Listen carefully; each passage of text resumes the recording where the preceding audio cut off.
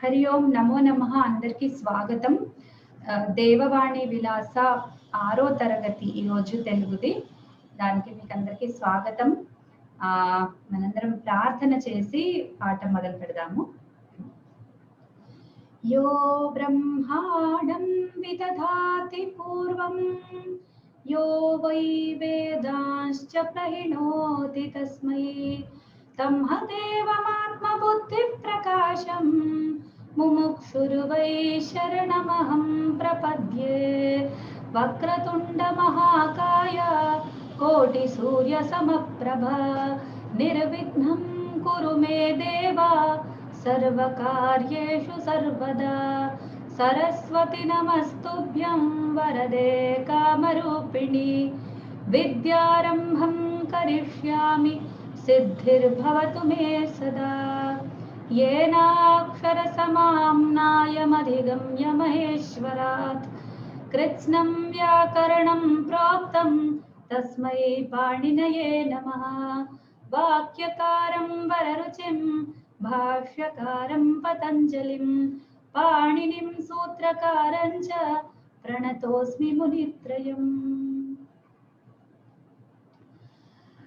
ఇప్పటిదాకా మనము రెండో విభక్తిని నేర్చుకున్నాం క్రితంసారి పాఠంలో, అవునా? 5వ పాఠం వరకు వచ్చాము. 5వ పాఠం చివరిలో మనము రెండవ విభక్తి అంటే కర్మ అంటే ఏంటి తెలుసుకున్నాము.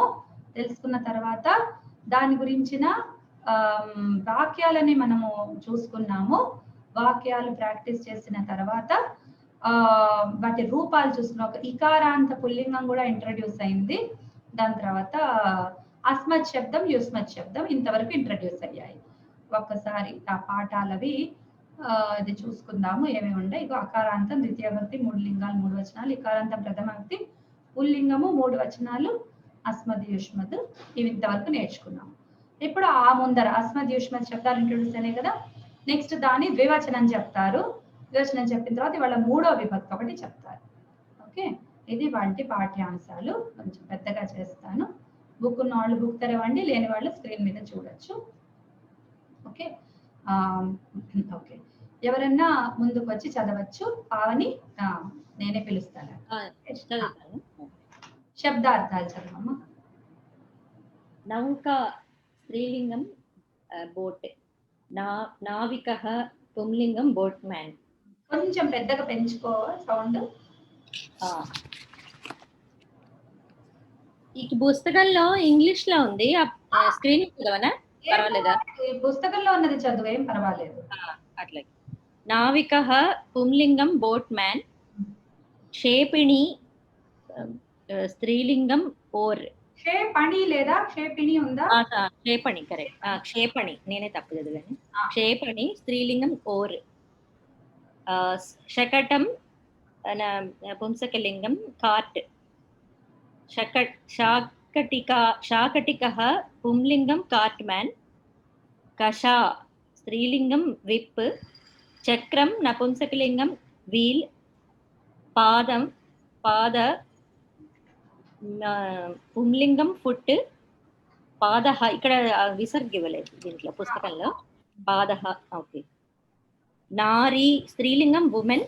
ఆవాం అన్నిటికీ అన్ని లింగాలకు వస్తాయి. V2. యువాం అన్ని లింగాలకు వస్తాయి. U2. తరథః పుంలింగం. తరథః ఇది పరస్మైపది అనుకుంటా. తరథః. క్రాస్. క్షిపతి పరస్మైపది పుషస్. వృషభః పుంలింగం బుల్. తాడయతి పరస్మైపది ఇది ధాతువు బీడ్స్. ఆహ్వయతి పరస్మైపది కాల్స్.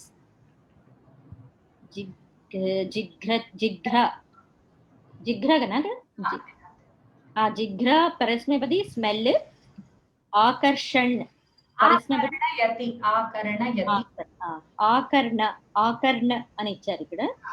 పరస్మైపది to hear. అంటే ఇప్పటిదాకా టీ ఫార్మ్స్ ఇచ్చారు వాళ్ళు వర్బ్ మీనింగ్ చెప్పేటప్పుడు. సడన్ గా అతను ధాతు ఇచ్చేస్తాడు. ఓకే, ఫస్ట్ ఏమో క్రియా రూపం ఇస్తున్నాడు, అందుకే నేను ఇంక అట్లాగే పెట్టేశాను. ఓకే, ఒకసారి వీటిని తెలుగులో జ్యోతి చదువుతుంది పదాల అర్థాలు. నౌక స్త్రీ పడవ, నావిక పుంలింగం పడవ నడిపేవాడు, క్షేపణి స్త్రీ తెడ్డు, శకటం నపుంసకలింగం బండి. ష అనాలి, మనం తెలుగులో చూసినంత మాత్రాన దాని ఉచ్చారణ మార్చదు. శకటం.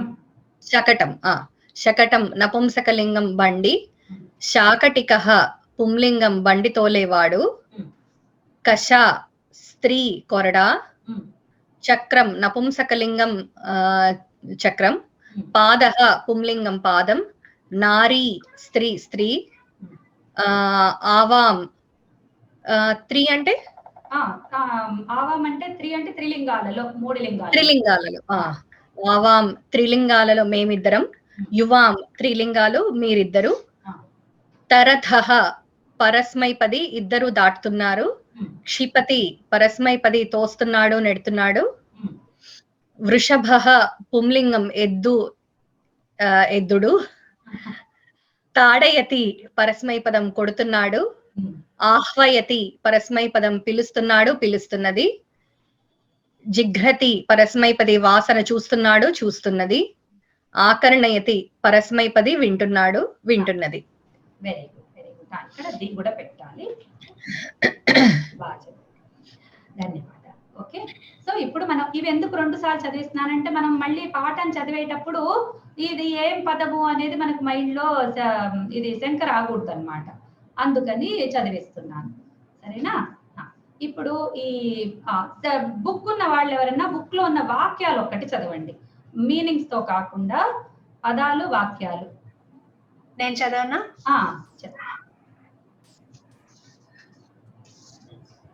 నౌక శకటం, ఇయం నౌక, ఇదం శకటం, నావికః క్షేపణి నది, చంద్రః పాదః నారీ, శాకటికః కష చక్రం, ఆవాం యువాం, ఆవాం శకటేన గృహం గచ్ఛావః, యువాం నౌకయా నదీ తరథః, నావికః నదీం తరథః, నావికః క్షేపణ్యా నౌకాం క్షిపతి, శాకటికః కషయా వృషభౌ తాడయతి, శకటం చక్రాభ్యాం ఓకే ఇక్కడ పడలేదు, చక్రాభ్యాం గచ్చతి, శకటం చక్రాభ్యాం గచ్చతి, లతా పుష్పైః లసతి, బాలకః హస్తేన చంద్రం ఆహ్వయతి, జనాః పద్మాభ్యాం గచ్చంతి పాదాభ్యాం గచ్చంతి, నారీ పత్యా విలసతి. అంతే, కరెక్ట్, ధన్యవాదాలు.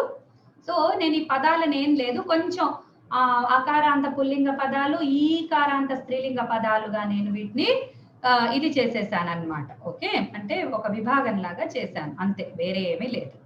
ఓకే, తెలియాలి అని, అంతకంటే ఏం లేదు. ఇవన్నీ కూడా స్త్రీలింగ పదాలు అన్నమాట. అస్తు, ఇప్పుడు మనం వాక్యాలు చూద్దాం. ఆవాం శకటేన గృహం గచ్ఛావః. సంస్కృతంలో మనకి మేము మనముకి తేడా లేదు. ఓకే, మేము మనము అని మనకు తెలుగులో ఇంక్లూజివ్ అర్థం అన్నమాట. అంటే ఇప్పుడు మన అని మనం చెప్తే, ఇప్పుడు మనందరం అంటే నేనంటే క్లాస్, నేను మీరందరూ, మేము అంటే మీ వరకు, ఇక్కడ ఎవరైనా ఉన్నారనుకో నాతో పాటు, సో మేము అంటే మా వరకే, మీరు ఇంక్లూజివ్ కాదు. సో అట్లా ఇంక్లూజివ్ ఫస్ట్ పర్సన్ అనే కాన్సెప్ట్ ఇంగ్లీష్ లోను, హిందీలో హమ్ అపన్ అంటారనమాట. హమ్ అపన్ అనేది ఒకటి ఉంటుంది, కానీ అపన్ అంత పెద్ద ఇడియోమాటిక్ ప్రయోగం కాదు. అది ఎట్లా అంటే ఒక ప్రదేశం వాళ్ళే ఎక్కువ వాడతారు దాన్ని, కాబట్టి తెలుగులో నే ఎక్కువగా మనం చూస్తాం. ఇంకొకటి 2 భాషల్లో ఉన్నట్టుంది మేము మనము, ఒకసారి పెద్ద డిస్కషన్ వచ్చింది దీని గురించి. సో సంస్కృతంలో అయితే లేదు. ఓకే, ఆ కాన్సెప్ట్ లేదు. కాబట్టి మేము అని చేసినా మనము అని చేసినా కూడా అది కరెక్టే అవుతుంది. ఓకేనా? అది సందర్భాన్ని బట్టి మనం అర్థం చేసుకోవాలి. తెలుగులో చేసేటప్పుడు ఏవైనా మనం పుస్తకాలు అనువాదం చేసేటప్పుడు అక్కడ సందర్భం చూసుకొని మనం చేసుకోవాలి. ఇది ఫస్ట్ పాయింట్. ఎందుకంటే ఒక కాన్సెప్ట్ చెప్పేటప్పుడు దాని చుట్టూ ఉన్న విషయాలు కూడా చెప్పటం అవసరం. మళ్ళీ తీరా మనం కొంచెం ముందుకు వెళ్ళిన తర్వాత అనువాదం చేద్దాం అని కూర్చొని ఇక్కడ మేము రాయాలా మనము రాయాలా అని నా స్టూడెంట్స్ మనసులో సందేహం రాకూడదు ఒకసారి కాన్సెప్ట్ అయింది అంటే. ఓకేనా? రైట్. సో మేమిద్దరము శకటేన బండి, శకటః అంటే బండి కదా. ఓకే, శకటేన అంటే రామేణ లాగా లేదా దేవేన లాగా తృతీయ విభక్తి ఏకవచనం. తృతీయ విభక్తి అర్థం ఏంటి? చేతన్ చేన్ తోడంతోన్. తృతీయ విభక్తిలో మెలికలు ఏమీ లేవు సంస్కృతంలో. కేవలం ఏ పని ద్వారా, దాని గురించి చిన్న ఇంట్రడక్షన్ చెప్పుకుందాము. ఏ ఒక పనిని సాధించటానికి ఏ సాధనాన్ని వాడతామో దానికి తృతీయ విభక్తి వస్తుంది. ఓకే, దాన్ని సాధనం అంటారు. సాధనం సంస్కృతంలో కూడా దాన్ని సాధనం అని అంటారు. అంటే సాధించే దానిని సాధనం, సాధకం. ఓకే, అయితే అన్ని సాధకాలు అవుతాయంటే కాదు. ఆ పనిని సాధించటంలో ఇక ఇది లేనిది కాదు. ఇప్పుడు కళ్ళు లేనిది మనం చూడలేము, చూడటానికి కన్ను అంతే. ఓకే, రాయటానికి చెయ్యి కూడా పెన్ను కూడా. ఓకే, రెండు ఇది అవుతాయి. రెండిటికి తృతీయ విభక్తి వస్తుంది, ఎందుకంటే రెండు సాధనాలు అవుతాయి. ఆ విధంగా అత్యంత, అంటే నువ్వు చెయ్యి లేనిది రాయలేము, పెన్ను లేనిది రాయలేము.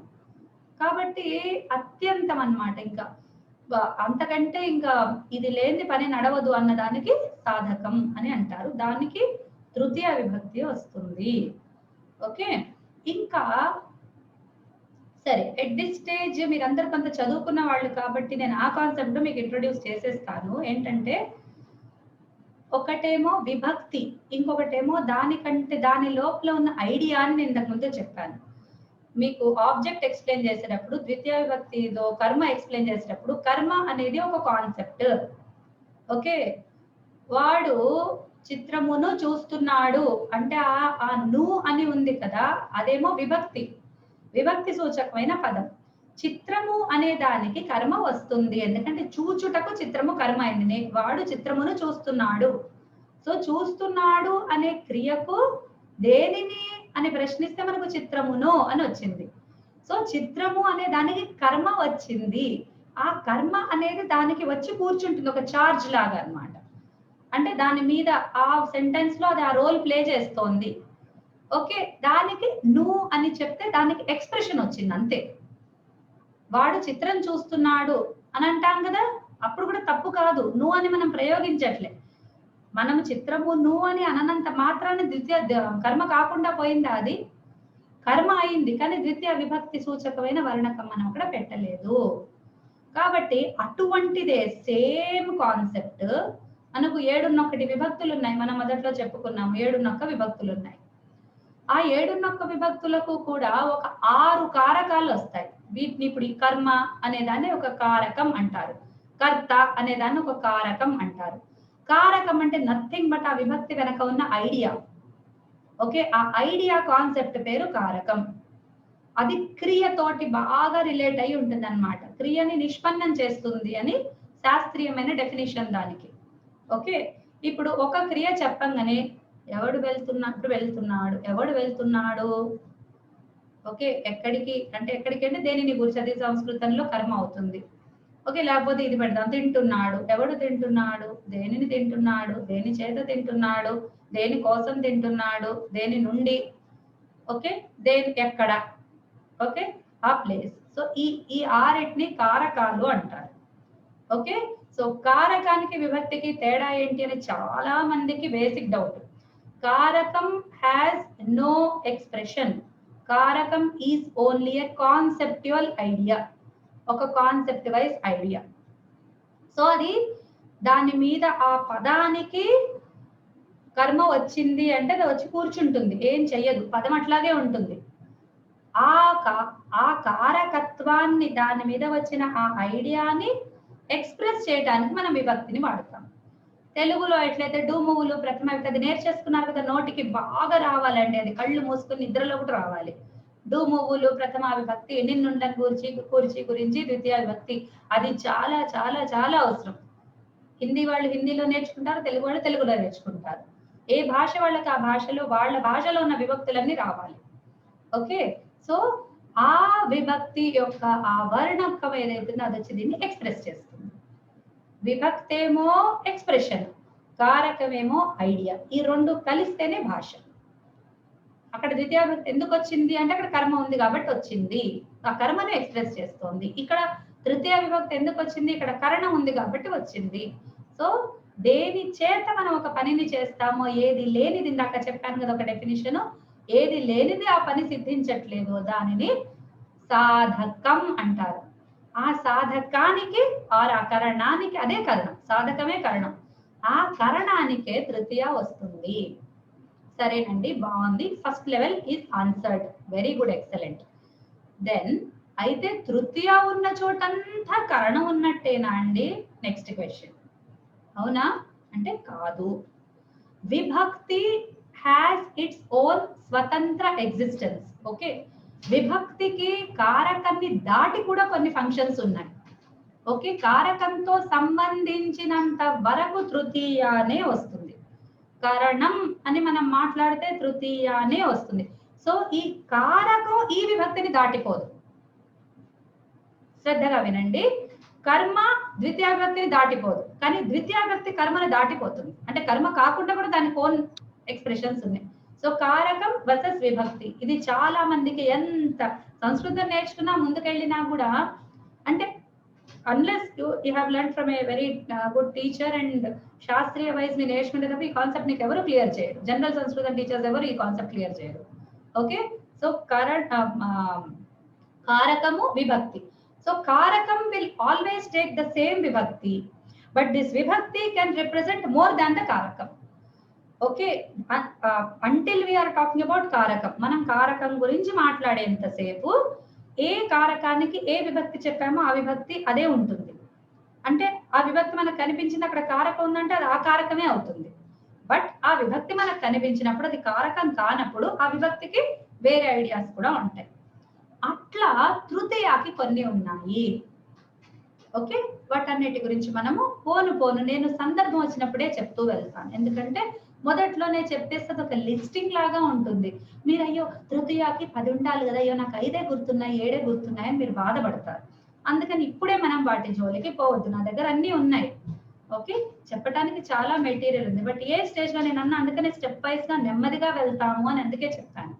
మీకోసం అన్ని ఉదాహరణలు నేను రెడీ చేసి ఉంచాను, చెప్తాను కూడా సందర్భం వచ్చినప్పుడు. తప్పకుండా మనం విభక్తుల గురించి ఇదంతా అయిపోయాక ఇంకొక లెసన్ పెట్టుకొని మనం అప్పుడే డిస్కస్ చేసుకుందాం. అప్పుడు మీకు ఇంకా క్లియర్ అవుతుంది.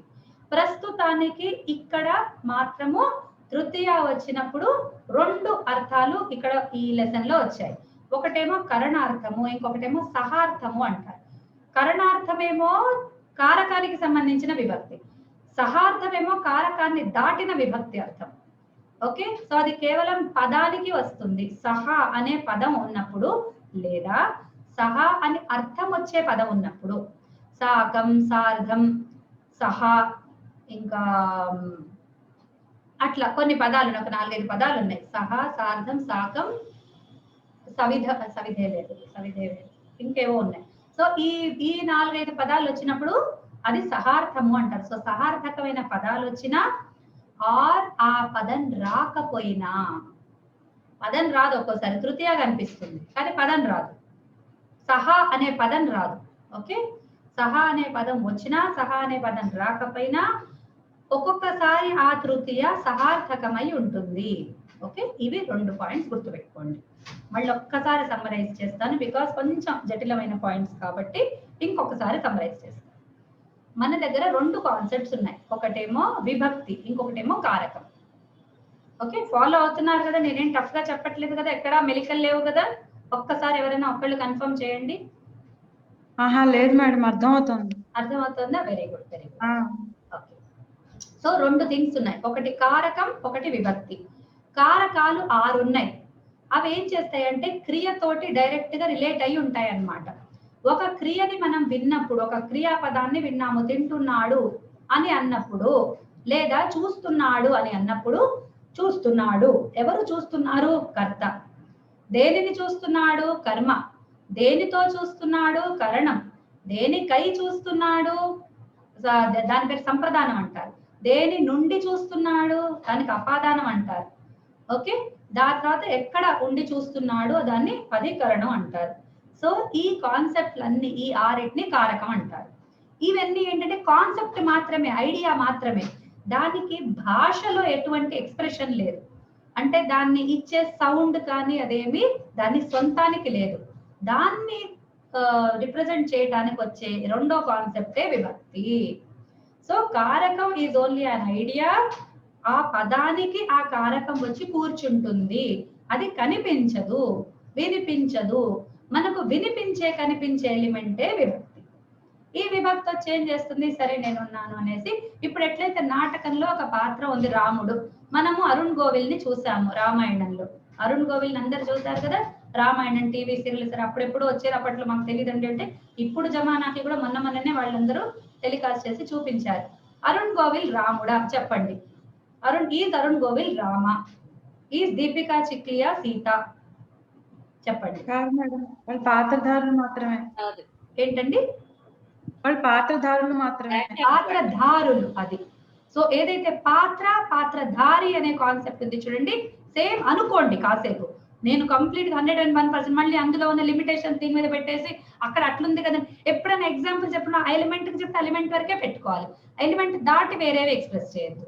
ఓకే, సో ఇది ఒకటి పాత్ర. ఈ కరణం అనేది ఒక పాత్ర, విభక్తి తృతీయ విభక్తి అనేది పాత్రధారి అనుకోండి కాసేపు. సో ఈ పాత్రలో ఉన్న దీన్ని చూపించటానికి ఈ పాత్రధారి వస్తాడు. అట్లాగే ఈ కారకంలో ఉన్న ఐడియాని ఎక్స్ప్రెస్ చేయడానికి ఈ విభక్తి వస్తుంది. అయితే ఈ విభక్తి ఇంతే ఉంటుందా అంటే అరుణ్ గోవిల్కి బయట జీవితం లేదా? ఉంది. రాముడు కాకుండా కూడా అరుణ్ గోవిల్ చాలా ఉన్నాడు. సీత కాకుండా కూడా దీపికా చిక్లియా చాలా రోల్స్ చేస్తుంది. అవునా? అట్లాగే విభక్తికి కూడా దాని ఓన్ రోల్స్ దానికి ఉంటాయి. అటువంటి చాలా ఐడియాస్ మనకు వ్యాకరణంలో శాస్త్రంలో చెప్పి ఉన్నారు. నేను అన్ని ఇప్పుడే చెప్పబోవటం లేదు. ముందు చాలా అనుకున్నా, ద్వితీయ విభక్తి అప్పుడే అనుకున్నాను, అన్ని చెప్పేసేయాలి అనుకున్నాను. బట్ హెవీ అవుతుంది. అందుకని ఇప్పుడు వద్దు, మనం విభక్తి కాన్సెప్ట్స్ అన్నిటికి మనం సపరేట్ లెసన్స్ పెట్టుకుందాం, నెమ్మదిగా వెళ్దాం. అందుకని ఇప్పుడు రెండు చెప్తున్నా. ఒకటేమో కరణార్థాన్ని ఇచ్చే తృతీయ విభక్తి ఒకటి చెప్తాను, రెండోది సహార్థాన్ని ఇచ్చే తృతీయ విభక్తి. ఈ సహార్థాన్ని ఇచ్చే తృతీయ విభక్తికి కారకానికి ఎటువంటి సంబంధం లేదు. ఓకేనా? కారకము అంటే డెఫినెట్ గా క్రియతో సంబంధించిన ఐడియా. అక్కడ విభక్తి ఎక్స్ప్రెస్ చేస్తోంది అంటే అది క్రియతో రిలేట్ అయి ఉంటుంది. మీకు డిఫరెన్స్ కూడా చెప్తున్నా. అదర్ దాన్ కారకం ఏదైతే విభక్తిని మనం ఎక్స్ప్రెస్ చేస్తున్నామో, యూజ్ చేస్తున్నామో, ఫర్ ఎగ్జాంపుల్ సహార్థము, దానికి క్రియాపదానికి ఎట్టి సంబంధం ఉండదు, అది స్వతంత్రం. ఇది ఒక గ్రామాటికల్ కాన్సెప్ట్, ఒక పాణినీయ గ్రామర్ కాన్సెప్ట్ మీకు చెప్తున్నాను. ఓకే, ఇంతవరకు మీరు చాలా క్లియర్ గా ఉంచుకోండి. ఈ లెసన్ ని కావాలంటే మళ్ళీ వినండి, ఇంత పార్ట్ మళ్ళీ వినండి, మీకు అన్ని డౌట్స్ తీరిపోతాయి.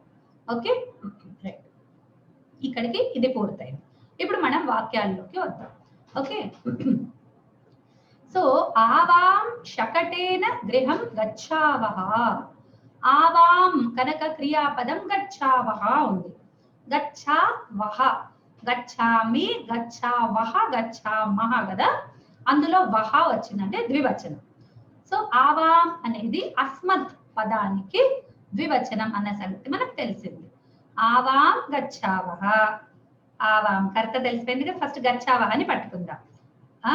ఎవరు గచ్చావహ? ఆవాం గచ్చావహ, మేమిద్దరం లేదా మనిద్దరం. ఓకే, ఎక్కడికి, దేనిని గూర్చి గచ్చావహ అంటే గృహమును గూర్చి. ఆన్సర్ వచ్చేసిందా? గృహమును గూర్చి. కానీ మనం తెలుగులో దాన్ని గృహానికి అంటాము. సో ఇక్కడ నేను గృహాన్ని గూర్చి అని రాసేస్తాను. Okay,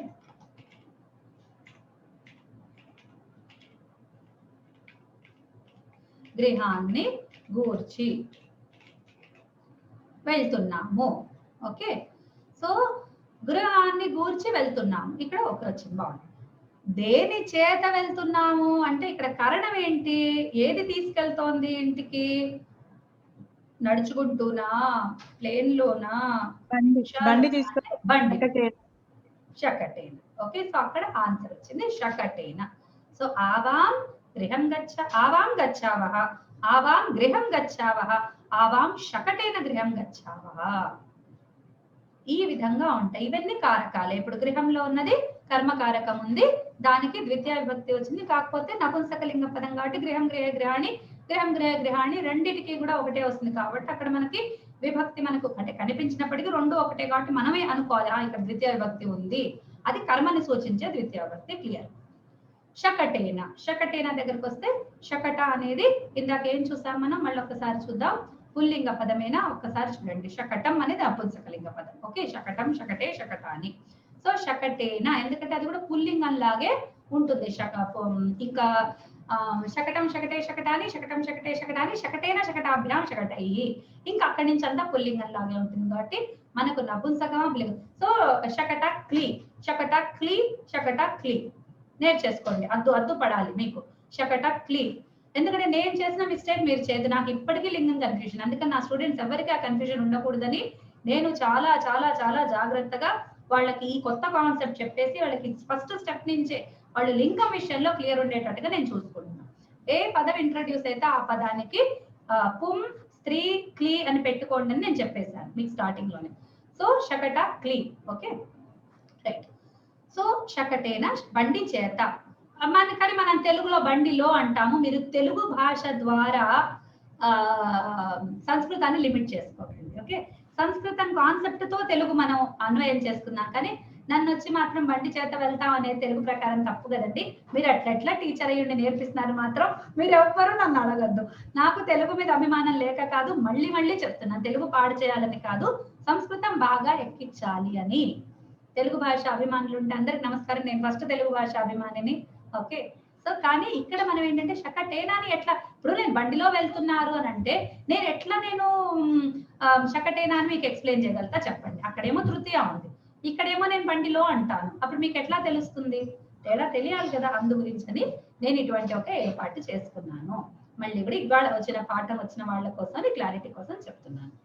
right. సో శకటేన ఫస్ట్ వాక్యం అయిపోయింది. చూడండి, ఫస్ట్ వాక్యానికే మీరు అరగంట చేసేసారు, మొత్తం లెసన్ కి ఎంతసేపు చేస్తారు తెలియదు దేవుడు. కాకపోతే వచ్చేవారు చేసుకుందాం, ఏముంది, తొందర ఏముంది. Okay right.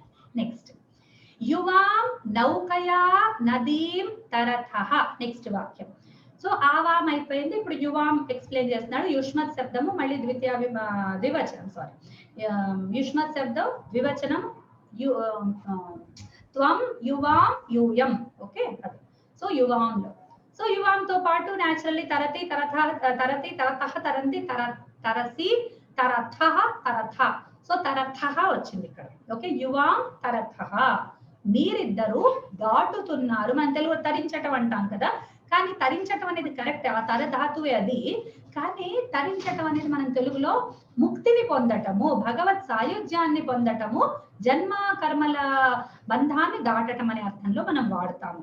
కాబట్టి ఇక్కడ తరించటం అనేది కరెక్టే అయినప్పటికీ తర అని చూడంగానే మనకు అదే గుర్తుకొస్తుంది. బట్ మనం దాటటం అనే అర్థంలో, ఎందుకంటే నదీం తరతః. ఓకే, కాబట్టి నదితో సంబంధించిన మనం తెలుగులో దాటు అనే ధాతువుని వాడతాం అందులో. సో మీరిద్దరు నౌక చేత నదిని దాటుతున్నారు. సో దాటటంలో మళ్ళీ తరథ తీసుకున్నాం. తరథ తీసుకొని యువాం తరథః, ఎవరు తరథః అంటే యువాం, మీరిద్దరు తరథః. దేనిని తరథః? నదిని తరథః. దేని చేత తరథః? నౌక చేత తరథః. ఓకే, ఆ విధంగా వాటికి ఆయా విభక్తులు వచ్చినాయి. సో తరథః, యువాం తరథః, నదీం తరథః, నౌకయా తరథః. ఓకే, యువాం తరథః, నదీం తరథః, నౌకయా తరథః. ఈ కాన్సెప్ట్ బాగా అక్కడ ఏ విభక్తి తోటి వస్తుంది, దయచేసి అందరూ మ్యూట్ లో ఉండాలండి, ఎవ్వరు అన్మ్యూట్ చేసుకోవద్దు. ప్రశ్న అడిగినప్పుడు తప్ప ఎవ్వరు అన్మ్యూట్ చేసుకోకండి. వాయిస్ చిన్నగా అయిపోతుందని చూసాను, వీడియో రికార్డింగ్ లో చూసాను, అందువల్ల చెప్తున్నాను. ఓకే, సో తరథః అని తీసుకున్నప్పుడు ఆ వర్బ్ పీకి అడగాలని చెప్పాను. సో పీకి మనం అడిగేసరికి ఆన్సర్స్ వచ్చేసినాయి. ఆ ఆన్సర్స్ క్రమమే. సో అది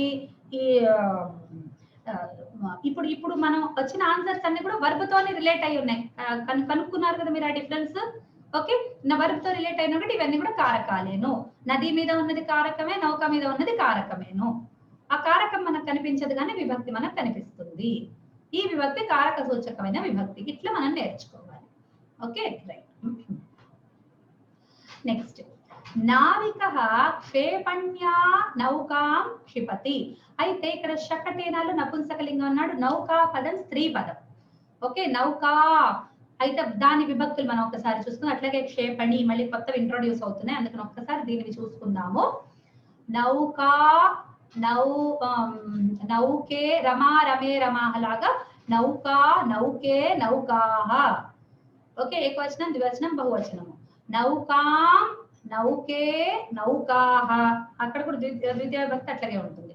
ఇప్పుడు మూడోది నౌకయా నౌకాభ్యాం నౌకాభి. ఇది కదా మనకి క్రమము. మళ్ళీ ఒక్కసారి నౌకా నౌకే నౌకాః, నౌకాం నౌకే నౌకాః, నౌకయా నౌకాభ్యాం నౌకాభి. నాకు తెలిసి మీకు అందరికి టేబుల్ తెలుసు, టేబుల్ గురించి నేను చెప్పాల్సిన అవసరం లేదు, ఎందుకంటే అందుకనే సంస్కృతం కొంత తెలిసిన వాళ్ళే క్లాస్ కి రావాలన్నది. I'm not going to again explain to you what విభక్తి ఈజ్, వాట్ విభక్తి టేబుల్ ఈజ్. అటువంటి అంటే 7+1/3 టేబుల్ నేను ఎక్స్ప్లెయిన్ చెయ్యను మీకు, మీరు గుర్తు తెచ్చుకోవాలి. Okay right. నెక్స్ట్ సో మీరిద్దరు నౌక చేత నదిని దాటుతున్నారు.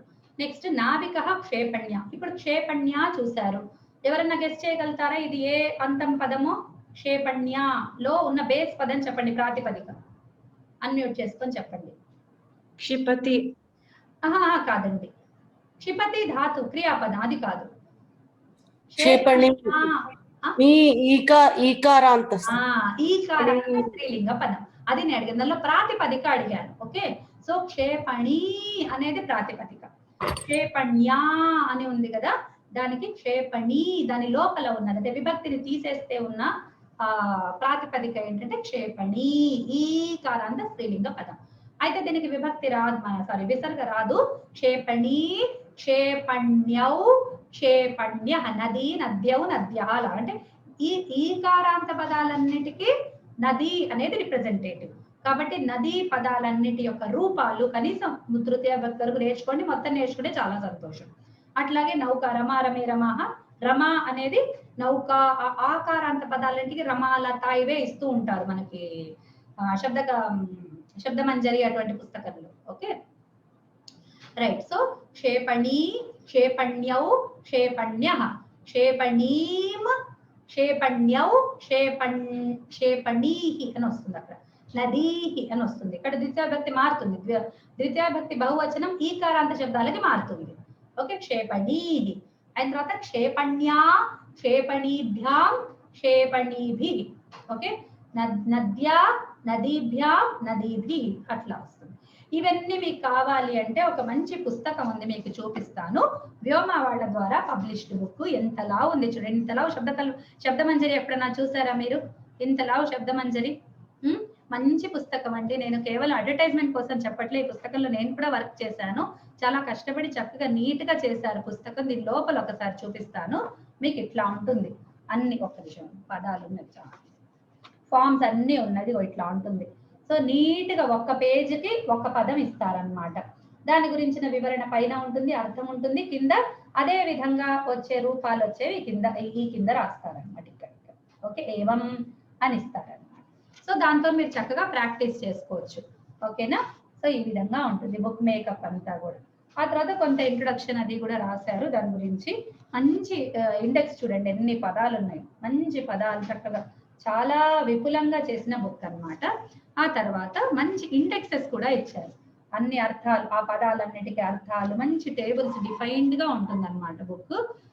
వాటి రూపాలు చాలా ఎంత క్లియర్ గా చూడండి, మొత్తం టేబుల్స్, డిఫైన్డ్ టేబుల్స్ ఉంటాయి దీంట్లో. ఓకే సో ఇది ఐదర్ ఈ బుక్ దొరుకుతుంది లేదా ఫిజికల్ బుక్ దొరుకుతుంది, మీరు వ్యోమాకి ఆర్డర్ చేసి తీసుకోవచ్చు. దీని ప్రైస్ 299 199 ఎంతో ఉంది.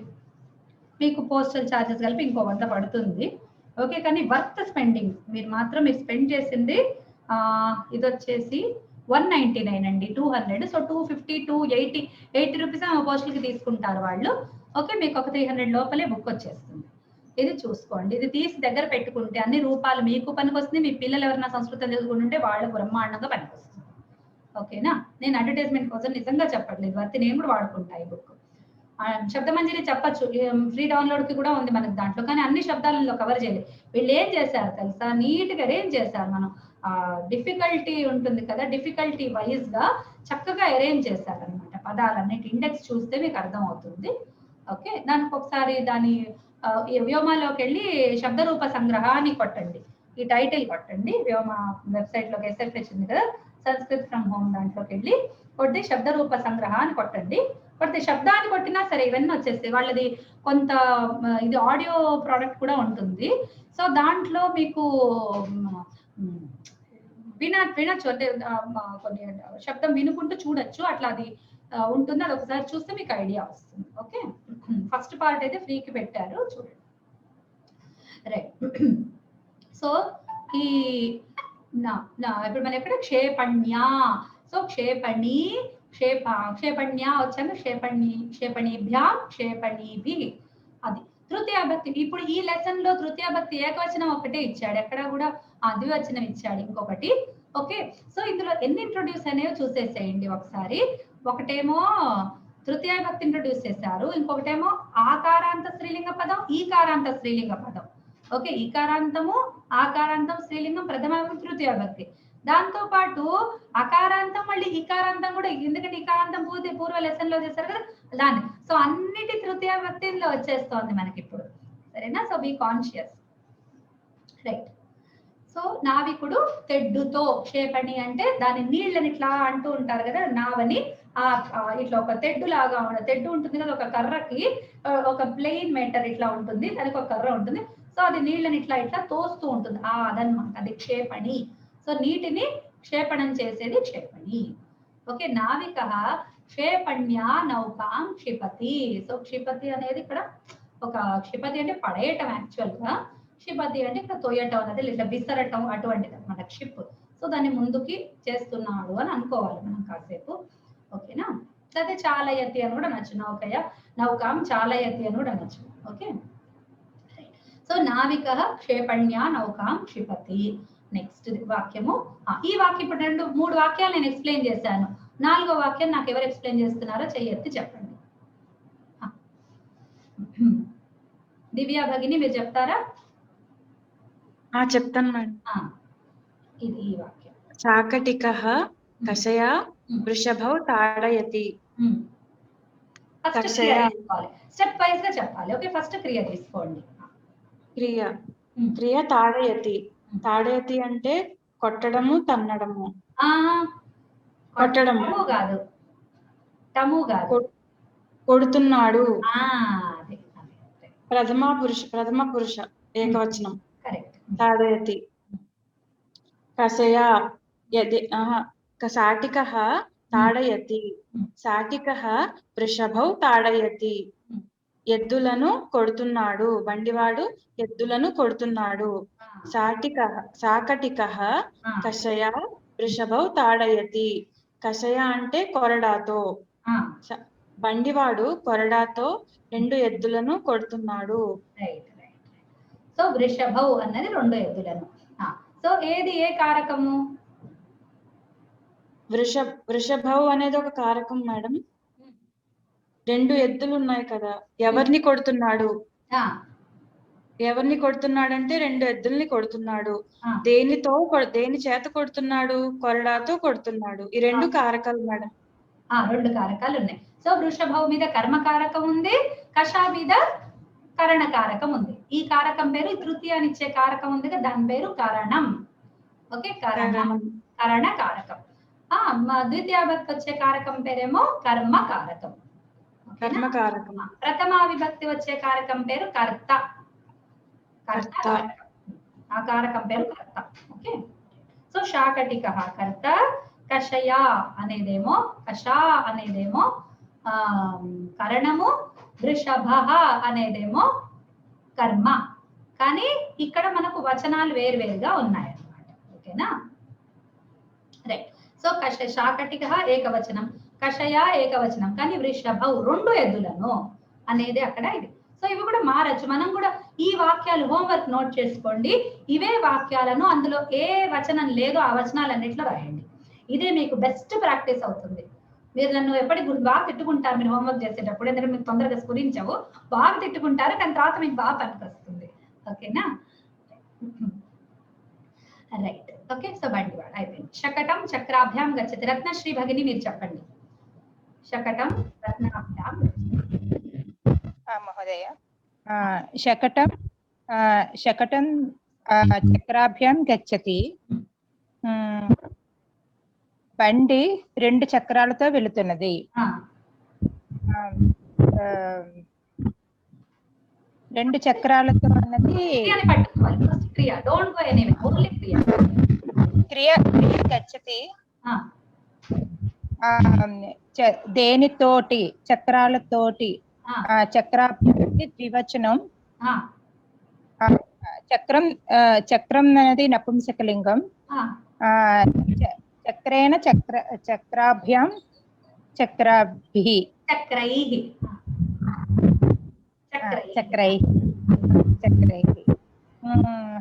శకటం బండి కర్త. కర్మపదం వెళ్ళడం. చక్ర కారకం. ఓకే, చక్రాలు, చక్రం మీద ఏ కారకం ఉంది?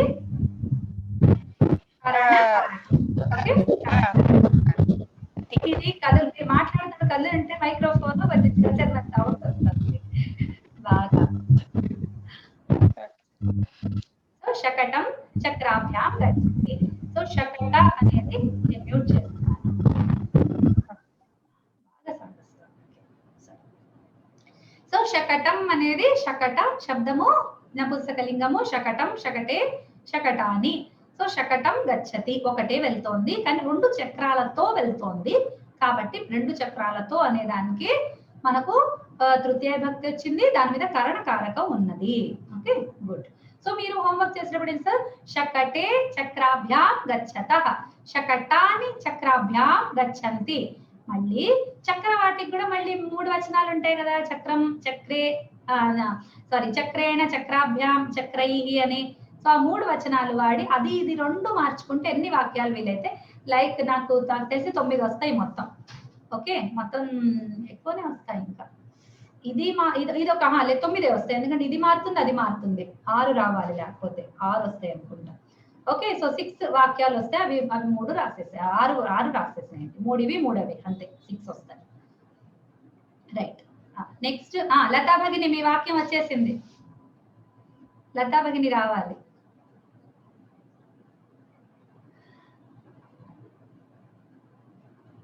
విన్నారా? చెప్పండి. లతా పుష్పైః లసతి. తీగ పువ్వుల చేత శోభిస్తున్నది. ఏం శోభిస్తున్నది? తీగ శోభిస్తున్నది. దేనితో శోభిస్తున్నది? పువ్వుల చేత శోభిస్తున్నది.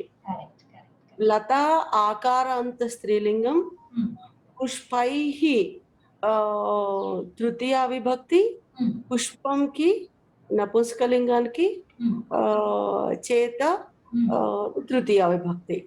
శోభిస్తున్నది ప్రథమ పురుష ఏకవచనం. సో పుష్పైః అనేది ఆ 3 వచనాలు చెప్పండి. పుష్పైః పుష్పం పుష్పం నపుంసకలింగం కదా, ఇది ఏ విభక్తి? విభక్తి కదా. ఓకే, పుష్పం పుష్పేణ పుష్పాభ్యాం పుష్పైః. పుష్పేణ పుష్పాభ్యాం పుష్పైః. Correct. Very good, very good, బాగా చెప్పారు. అంతే, ఇట్లా చెప్పండి. ఓకే, నెక్స్ట్ వాక్యం అపర్ణ గారు మీరు రావాలి.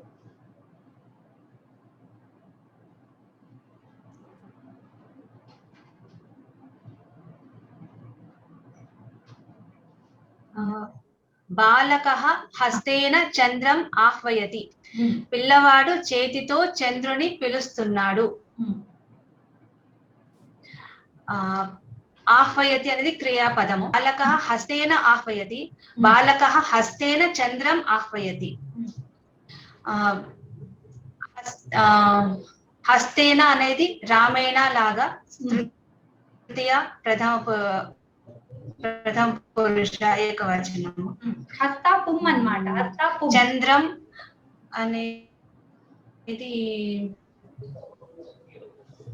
చంద్రం చంద్రహ.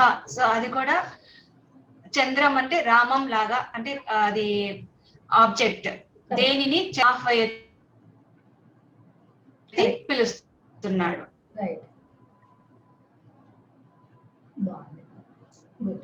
మిగతా వచనాలు అన్ని వద్దు, ద్వితీయ తృతీయకి చెప్పండి.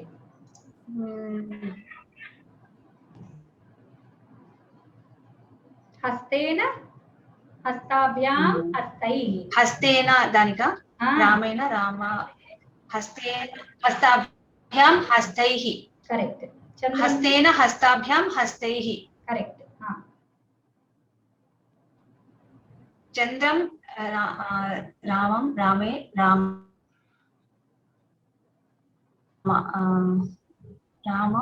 రామే రామం రామో రామాః. చంద్రం చంద్రౌ చంద్రాః. చంద్రాన్. ఓకే, ద్వితీయ విభక్తి కదా, న వస్తుంది. చంద్రం చంద్రౌ చంద్రాన్. Right, very good. చంద్రం చంద్రౌ చంద్రాన్. మీరు ఎప్పుడు కూడా నేను తప్పు చెప్పాను అని బాధపడదు. మీరు ట్రై చేశారు, మీరు ఆ కాన్సెప్ట్ అర్థం చేస్తున్నారు, నాకు అది చాలు. నేను ఎప్పుడు మొదట్లోనే మళ్ళీ మీకు ఇంకొకసారి కూడా రూఢి చేస్తున్నాను. మీరు క్లాస్ లో వర్డ్ తప్పు చెప్పొచ్చు, కానీ మీరు కాన్సెప్ట్ తప్పు లేదు, మీరు దారి కరెక్ట్ గా ఉంది. నాకు అది నచ్చుతుంది. ఓకే, అది చాలు. అది కరెక్ట్ ఉన్నంతసేపు మనం కరెక్ట్ చేసేసుకుంటాం మళ్ళీ. ఓకే, థ్యాంక్ యూ అండి. ఓకే, నెక్స్ట్ స్టూడెంట్ ని పిలుద్దాము. ఎవరున్నారు? శారదా గారు. శారదా కళ్ళే గారేనా, మీరేనా? అవునండి. రైట్ రైట్, చెప్పండి. జనాః పాదాభ్యాం గచ్చంతి. జనాలు పాదాలతో వెళ్తున్నారు. గచ్చంతి క్రియాపదం బహువచనం. జనాః కర్త బహువచనం. జనాః గచ్చంతి.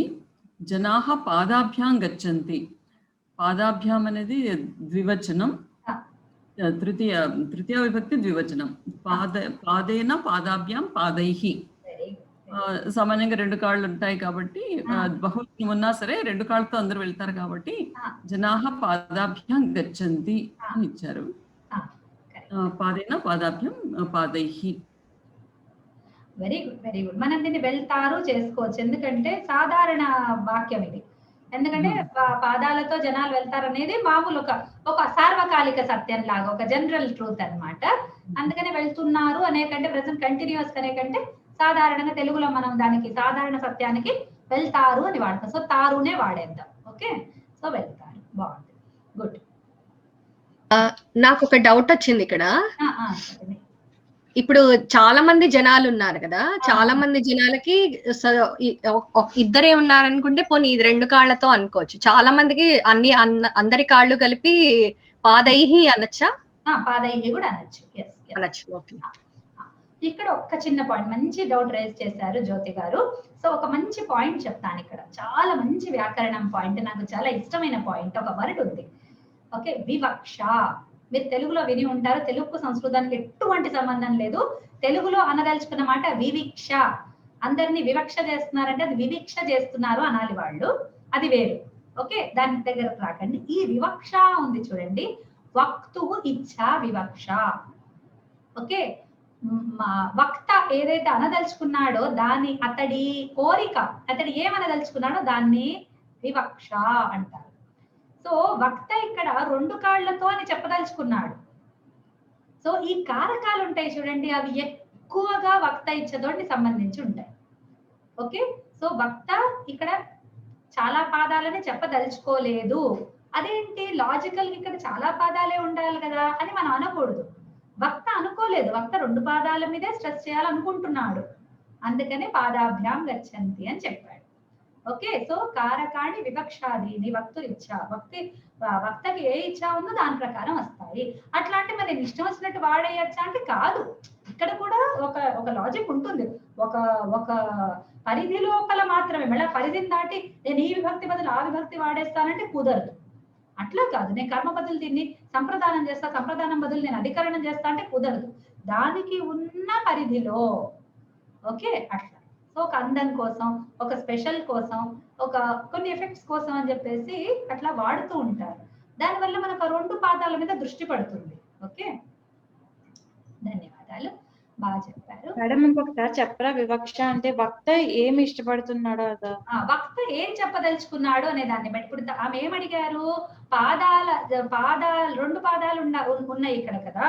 సో సాధారణంగా జనాలు అన్నప్పుడు అనేక పాదాలు ఉంటాయి కదా, ఇంతమంది జనాలకు కలిపి ఎన్నో పాదాలు ఉండాలి కదా.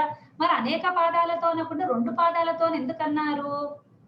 ఇట్లా అనొచ్చు కదా అని ఆమె క్వశ్చన్. ఎందుకు అని అడగలేదు, ఇట్లా అనొచ్చు కదా అన్నారంటే అవును అనొచ్చు, కానీ ఇక్కడ వక్త ఏం చెప్పదలుచుకున్నారు అనే దాన్ని బట్టి అతని కారకం ఆర్ అతని విభక్తి ప్రయోగం ఉంటుంది. ఎందుకు అతను అనేక మంది వెళ్తున్నా 2 పాదాల మీద ఆయన దృష్టి పెట్టదలుచుకున్నాడు, మన దృష్టి 2 పాదాల మీదకి వెళ్ళేటట్టుగా చేయాలనుకున్నాడు ఆయన, అందుకని ఆ విధంగా రాశాడు. అలాగే. నెక్స్ట్ వాక్యం కోసం సత్యనారాయణమూర్తి గారిని పిలుద్దాం. ఓకే,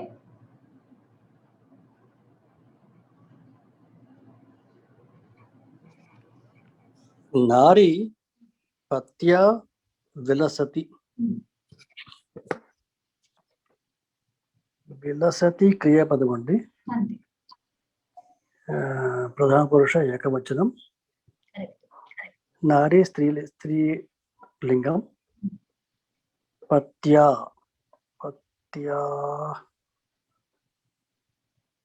విలసతి అంటే అర్థం తెలియదు. విలసతి అంటే శోభిస్తున్నది, అందంగా ఉన్నది అని, షైన్స్ అన్నట్టుగా అన్నమాట. అంటే గుడ్ అన్నట్టుగా భర్తతో పాటు. స్త్రీ భర్త చేత శోభిస్తున్నది. ఇక్కడ భర్త చేత అనే కంటే భర్తతో అనొచ్చు, ఎందుకంటే ఇక్కడ సహార్థకం ఉందన్నమాట. అంటే నేను శోభించటంలో చేత అనే దానికి ఏమి మీనింగ్ లేదు, అందుకనే భర్తతో పాటు ఆమె నిలబడి ఉండి అందంగా కనిపిస్తోంది అని. సో అక్కడ మనకి సహార్థకం అంటే భర్త సహ పత్య సహ అని ఉంటుంది. సో సహ కనిపించట్లేదు అన్నమాట. సో పత్యాకి పతి శబ్దము కొంచెం భిన్నమైంది యాక్చువల్ గా. ఇప్పుడు హరి ఉంది కదా, అక్కడ హరిణా ఉంది కదా, ఇక్కడ పత్యా వచ్చింది, మీరు గమనించారా? ఓకే, సో పతి శబ్దం అనేది కొంచెం స్పెషల్. ఓకే, పత్యా పతిభ్యాం పతిభిః అని వస్తుంది. పతినా రావాలి కదా, పతినా రావాలి. పుల్లింగమే. స్త్రీలింగం అనుకున్నా, అంటే పత్య. అవును అవును, పతి శబ్దం అట్లా ఉంటుంది. అయితే విడిగా ఉన్నప్పుడేమో ఇట్లా ఉంటుందా, అదే గణపతి, దాని తర్వాత మహీపతి, ఇంకా సీతాపతి అట్లా సమాసంలో వస్తుంది కదా. సమాసంలో వచ్చినప్పుడు మాత్రం పతినా అని వస్తుంది. సో సీతాపత్య అనకూడదు, సీతాపతినా అనాలి. సో సీతాపతి ఉంటే మామూలు ఇకారాంతమే, కానీ ఉత్త పతి ఉందనుకోండి అది కొంచెం పక్కకి వెళ్ళి వేరేగా రూపాలు తీసేసుకుంటుంది అనమాట. ఓకే, సీతాపతి అది స్త్రీలింగం అయిపోతుంది మేడం. కాదు కాదు, స్త్రీలింగం ఎట్లా అవుతుందండి? సీతాపతి పత్య పతి ఉంది కదా, పతి మారుతుంది మళ్ళీ. పతిభ్యాము అవి సేమ్ వస్తాయి. అది సేమ్. Thank you. కొంచెం పక్కకి వెళ్తుంది అనమాట పతి. సీతాపతి అనేది సీతాపతి అనేది పుల్లింగ పదమే. పుల్లింగ పదమే. సీతాపతి అనేది పుల్లింగ పదమే. మేడం తృతీయ ఏకవచనం ఒకటే మారుతుంది, అక్కడ సీతాపత్య అని రాదు. సీతాపత్య రాదు. తృతీయ ఏకవచనం ఒకటే మారుతుందా మేడం, మిగతా అంతా సేమేనా? అంతే అంతే. ఇంకొకటి చెప్పబోతున్నాను నేను మీకు. ఫార్మ్స్ అన్ని ఫస్ట్ వే మారుతాయి ఎక్కువగా. ఓకే, అవి చదివి వినిపిస్తున్నా, జాగ్రత్తగా వినండి. పతి పతిం పత్యా పత్యే పత్యు పత్యు పత్యౌ, ఈ విధంగా మారుతుంది. ఓకే, పతి పతిం. ఓకే, హరి హరిం వరకు బాగుంది. హరిణా హరయే అని ఉంది కదా. సో పత్యా పత్యే అని ఉంది, అక్కడ హరయే అని ఉంది, ఇక్కడ పత్యే ఉంది. సగం అయిపోతుంది అన్నమాట. పతయే ఉండాలి కదా, పత్యే ఉంది. దాని తర్వాత హరే అని ఏ ఉంది కదా, ఇక్కడ పత్యు అని ఉంది. ఓకే, అట్లాగే హరవు ఉంటే పత్యవు, పతవు ఉండాలి కదా, పత్యవు. ఓకే, సో అన్ని ఏకవచనం అన్ని మారిపోయాయి. ఆ తర్వాత హరి హరి అంటే పతి పతి, హరిభ్యాం హరిభ్యాం, పతిభ్యాం పతిభ్యాం, హర్యోహ అంటే పత్యోహ, ఇక్కడ కరెక్ట్ ఉంది. హరయ హరిన్ హరిభి, హరిభి హరిభర్, మిగతాదంతా సేమ్ అండి. ఓన్లీ ఏకవచనము తృతీయ, చతుర్థి, పంచమి, షష్ఠి, సప్తమి ఈ 5 మారాయి. అయితే ఇవన్నీ మళ్ళీ సమాసంలో ఉన్నప్పుడు హరిలాగే ఉంటాయి. సో పతయే, పతేహే, పతౌ అనే అనాలి. ఏది సీతాపతౌ, సీతాపతయే ఆ విధంగానే అనాలి. ఓకే, భూపతి, మహీపతి, నరపతి, ఏ పతి అయినా సరే. ఓకే, మామూలు ఒక్క పతి ఒంటరిగా ఉన్నప్పుడు ఆ వర్డ్ ఒక్కటే మనం మాట్లాడుతున్నప్పుడే ఈ విభక్తులు వస్తాయి. అది సమాసంలో ఉన్నప్పుడు వేరే విభక్తులు వస్తాయి. ఇవన్నీ చాలా టెక్నికల్ పాయింట్స్. మీకు ఏ పాయింట్ లో చెప్పాలో నాకు తెలియదు, కానీ మీరేం చిన్న పిల్లలు కాదు కాబట్టి చెప్పిన పాయింట్స్ గుర్తు పెట్టుకొని అప్లై చేసుకోవటమే మీ చేతిలోనే. దాదాపు స్టెప్ వైజ్ వెళ్దామనే చూస్తా, కానీ ఇప్పుడు మనం ఈ బుక్ ఆధారంగా తీసుకున్నాం కాబట్టి అందుకని నేను నా పాత స్టూడెంట్స్ నేను ఏ బుక్ తీసుకొని చెప్పలేదు, నేను స్వతంత్రంగా చెప్పాను సిలబస్.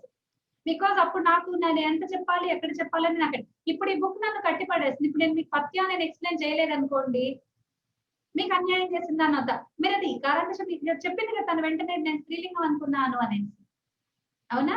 అదే జరుగుతుంది. అందువల్ల నేను బుక్ కి నేను ఇప్పుడు ఇచ్చేయాలి, కాకపోతే ఇప్పుడు అందుకనే నేను నెక్స్ట్ లెవెల్ అని చెప్పి అందుకని ఆల్రెడీ వచ్చిన వాళ్ళని చెప్పి నేను ఈ బుక్ తీసుకున్నాను. సో మీకు కొంత రెడీనెస్ ఉంటుంది. నేను ఒకవేళ కొత్త కాన్సెప్ట్ చెప్పినా will be able to take it. మీకు ఎక్కడ ఏమాత్రం కన్ఫ్యూజన్ అయినా మీకు అంత పూర్తిగా అర్థమయ్యేదాకా నేను ముందుకు వెళ్ళను. ఎవరికన్నా ఒకళ్ళ కన్ఫ్యూజన్ అయినా ప్లీజ్ ముందుకు వచ్చి నన్ను రిపీట్ చేయమని అడిగినా నేను చేస్తాను. ఎటువంటి నాకు సంకోచం లేదు ఆ విషయం.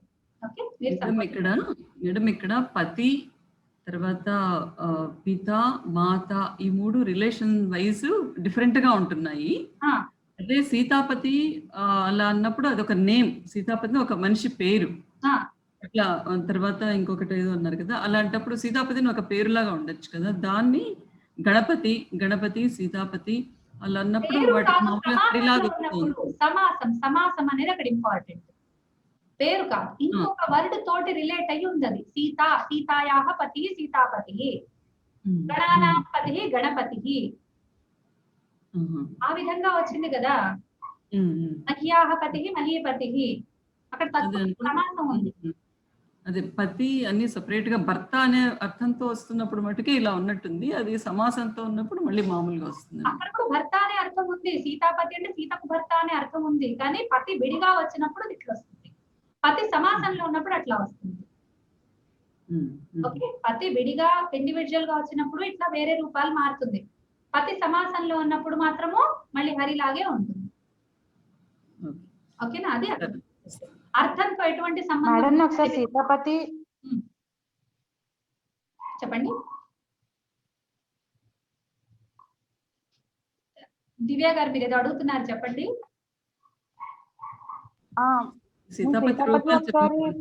ఏకవచనం చెప్తాను మేడం ఒకసారి అన్ని.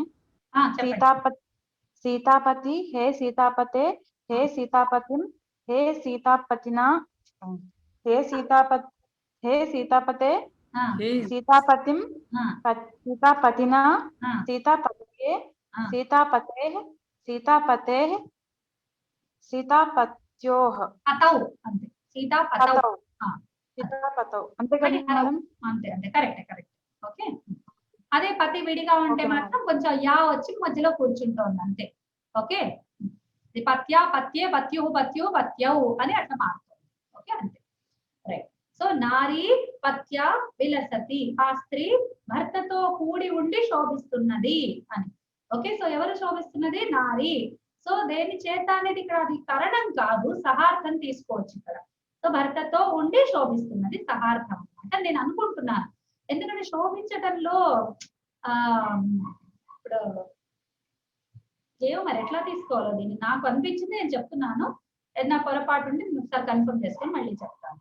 ఎప్పుడైనా కూడా మీరు రెడీగా ఉండండి కరెక్షన్స్ కోసం. కొంచెం కాన్సెప్చువల్ కరెక్షన్స్ అక్కడక్కడ మనకు అవుతూ ఉంటాయి. ఓకే, సో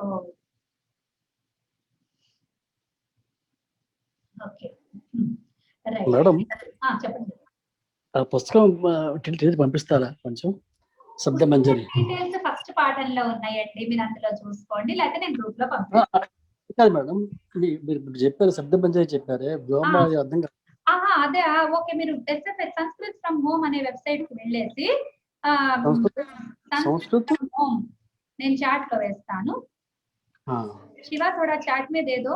శివ కొంచెం చాట్ లో ఎస్ఎఫ్ఎస్ ది ఇచ్చేస్తావా? వెబ్సైట్ ది ఐడి అతను చాట్ లో ఇస్తాడు, మీరు దానికి వెళ్ళి శబ్దాది పేజ్ ఇచ్చినా సరే శివ, शब्द सर्च में डाल के उसका पेज भी दे दोगे तो రైట్. సో ఇక్కడికి లెసన్ మనకి పూర్తయింది, చెప్పదలిచిన కాన్సెప్ట్స్ అయిపోయాయి. ఇప్పుడు మనం ఒక్కసారి ఈ క్వశ్చన్స్ అన్ని మీరు చూసేసుకుంటారు, అదేం పెద్ద విషయం కాదు. ఒక్కసారి మామూలుగా చదువుతాను.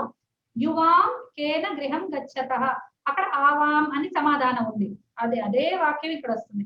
లత కైహి లసతి అంటే పుష్పైహి లసతి అక్కడి నుంచే వస్తుంది. సో నేను వీటిని సో ఇక్కడ కేన అంటే ఎవడి ద్వారా, దేని చేత అని తెలుగులో అంటాము. సో శకటేనా, ఇది నేను నపుంసకలింగం కాబట్టి దేని ద్వారానే ఉంటుంది, ఎందుకంటే శకట శబ్దం కాబట్టి దేని చేత అనే ఉంటుంది నపుంసక. ఓకే, సో దేని చేత ఇంటిని కూర్చి వెళ్తున్నారు. అది నారీ కేన విలసతి ఎవరి చేత, ఆవాంకయ నదీంతావా ఎవతి చేత. సో నౌక అనేది స్త్రీలింగం కాబట్టి ఎవతి చేత, కయా అని ఉంది చూడండి ఇక్కడ, అందుకనే. సో కేన అంటే ఎవడి చేత దేని చేత రెండు వస్తాయి. Okay right. శకటం కాభ్యాం గచ్చతి, వేటి రెండిటి చేత, ఎవతెల రెండిటి చేత చకారు, అది వేటి రెండు చేత, ఎందుకంటే చక్రాభ్యాం చక్రం నపుంసకం కాబట్టి. ఓకే, ఎవడులు ఇద్దరి చేత, వేటి రెండిటి చేత. ఓకే అట్లా. సో ఇవి కొంచెం జాగ్రత్తగా చూసుకుంటూ చేయండి. తర్వాత తద్దు శబ్దం, అయ్యో టైం అయిపోయింది, ఎక్సర్సైజెస్ మీరు చూసుకోండి. ఓకే డాష్ నావిక సహన, ఇక్కడ తద్ద శబ్దం ఇవన్నీ మనం ఫస్ట్ లెసన్స్ లో వాటిలో బాగా ప్రాక్టీస్ చేసుకున్నాము. అదైన తర్వాత ఇవి కూడా మన మీకు ఆన్సర్స్ నేను రాసి పెట్టాను అనుకోండి. గచ్చ గమ్ ధాతు, గచ్చని ఇచ్చారు కదా, గమ్ ధాతువు. సో దాని రూపాలతోటి చేయటం మీకు వచ్చు ఆల్రెడీ. సో ఇమే బాల, కర్తను చూసి వేయండి. కర్తని మీకు ఇంకేం చూడక్కర్లే, మిగతాదన్ని ఎప్పుడైనా కూడా క్రియ రాయాలంటే ఒకటి కర్తని బట్టి ఉంటుంది. యాక్టివ్ వాయిస్ మనం కర్మని ప్రయోగం చేయట్లేదు, మనం కర్తని ప్రయోగం చేస్తున్నాం. సో వీటన్నిటికీ కూడా కర్త చూడండి, కళ్ళు మూసుకోండి, ఇంకేం చూడకండి వాక్యం. కర్తను పట్టుకోండి, ఫస్ట్ క్రియను చూడండి, కర్తను పట్టుకొని కర్తను వేసేసేయండి, అంతే. ఓకే, ఇక్కడికి లెసన్ పూర్తయింది. ఏమైనా సందేహాలు అవి ఉంటే వచ్చే వారం చూసుకుందాము. ఆపుతున్నాను. అందరికీ నమో నమః. Sanskrit from home .in chat లో ఇచ్చారు చూడండి, దానికి వెళ్ళి సెర్చ్ బాక్స్ లో శబ్దాన్ని వేయండి, SHABDA శబ్దాన్ని వేయండి. వేస్తే మీకు ఆ బుక్ యొక్క 5 లింక్స్ వస్తాయి. ఇదే బుక్ ని వాళ్ళు 5 పార్ట్స్ చేసి 5 కోర్స్ పేజెస్ పెట్టారు. సో ఫస్ట్ కోర్స్ పేజ్ లో మీకు ఫ్రీ ఇది ఉంది, దాంట్లో ఒకసారి చూసుకోండి పదాలు. ఓకే, అదే బుక్ మోడల్ ఇక్కడ ఉంటుంది అనమాట. బుక్ ఆర్డర్ చేయదలుచుకుంటే కూడా వాళ్ళ దాంట్లో ఉంటుంది, డీటెయిల్స్ ఉంటాయి, తెప్పించుకోవచ్చు. సో స్వస్తి చదువుతున్నాను. స్వస్తి ప్రజాభ్యః పరిపాలయంతాం న్యాయేన మార్గేణ మహిం మహీషాః గోబ్రాహ్మణేభ్యః శుభమస్తు నిత్యం. లోకాః సమస్తాః సుఖినో భవంతు, సర్వే భవంతు సుఖినః, సర్వే సంతు నిరామయాః, సర్వే భద్రాణి పశ్యంతు, మా కశ్చిత్ దుఃఖభాగ్ భవేత్. సర్వం శ్రీరామార్పణమస్తు. ధన్యవాదాలు.